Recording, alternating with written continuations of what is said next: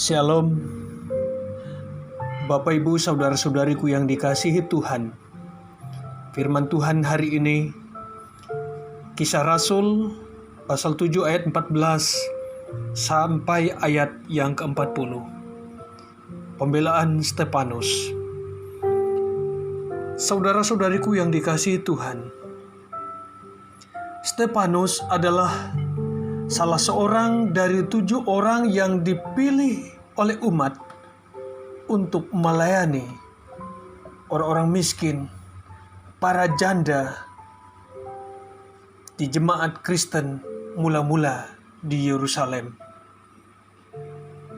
Pemilihan Stefanus karena ia terkenal sebagai orang baik, penuh roh dan hikmat, dan terlebih ia setia di dalam doa dan pelayanan firman.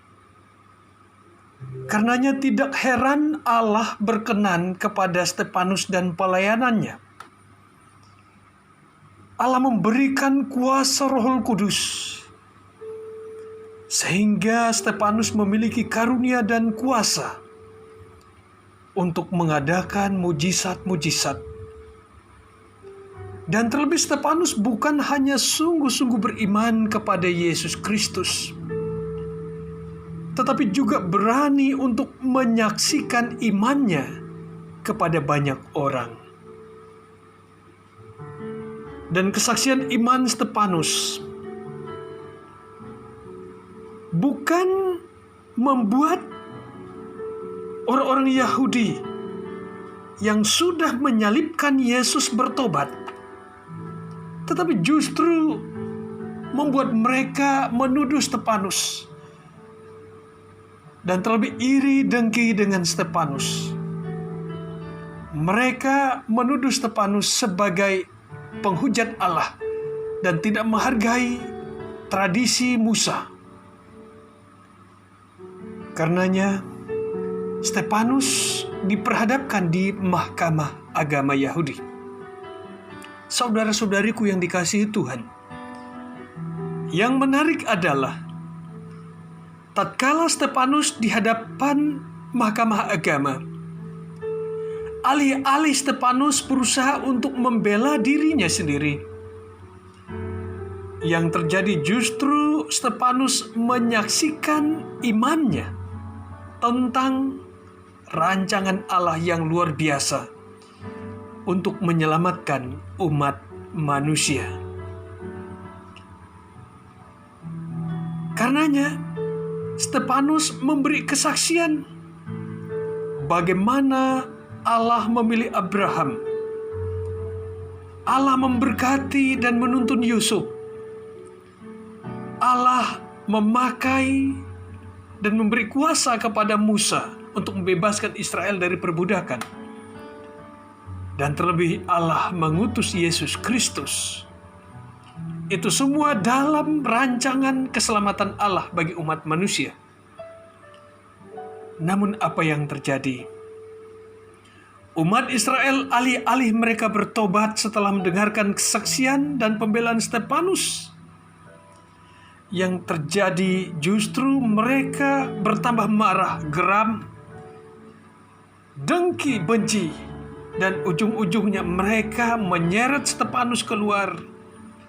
Lalu mereka beramai-ramai menghukum Stefanus dengan rajaman batu, dan Stefanus mati.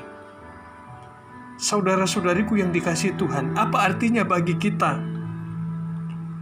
sebagai pengikut Kristus? Kita juga dituntut untuk tidak hanya beriman kepada Yesus secara sungguh-sungguh, tetapi juga harus berani untuk menyaksikan iman kita kepada dunia ini. Dan kesaksian iman kita perlihatkan melalui totalitas hidup kita, melalui perkataan, perbuatan, dan sikap kita masing-masing. Kita harus berusaha menjadi berkat bagi semua orang. Berusahalah untuk menabur kasih, kebaikan, kepedulian, kerelaan untuk berbagi. Dan terlebih iman kita kepada Yesus Kristus membuat kita tetap teguh, merasakan damai, selalu memiliki pengharapan, dan terlebih mampu bersyukur dalam segala hal. Apapun keadaan, situasi, dan kondisi yang ada di sekitar kita,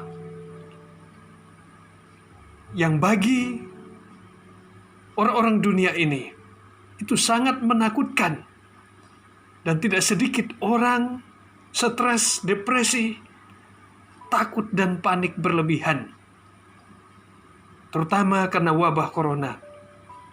Namun bagi anak-anak Tuhan, dengan iman kita yang sungguh-sungguh kepada Yesus, itu justru membuat kita semakin beriman, sekaligus semakin berhikmat. Dengan kita beriman sungguh-sungguh, kita tidak khawatir dan takut yang berlebihan. Sebaliknya kita tetap bisa optimis, berpengharapan, dan bersyukur.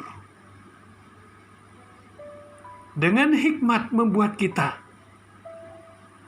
menjaga hati untuk tidak stres, tidak depresi, tidak ketakutan yang berlebihan, karena itu akan menurunkan imunitas tubuh. Dan kita juga bisa menjaga diri, menjaga jarak, menjaga kebersihan, memakai masker, menjauhi kerumunan. Dan terlebih iman dan hikmat kita di dalam Yesus Kristus membuat kita juga menjaga mulut, menghindari makanan-makanan yang membahayakan keselamatan tubuh kita, kesehatan kita.